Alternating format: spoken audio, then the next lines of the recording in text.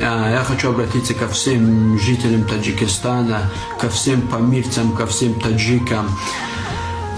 Только что мне звонили по поводу нашего брата с Таджикистана, где он работал, походу, дворником где-то.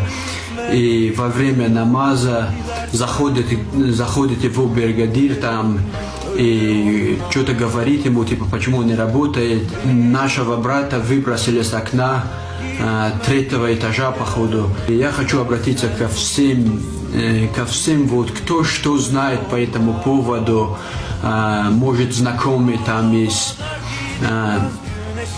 Огромная просьба, пишите в директ там, есть номер в шапке профиля, пишите туда, неважно, надо разбираться с этим.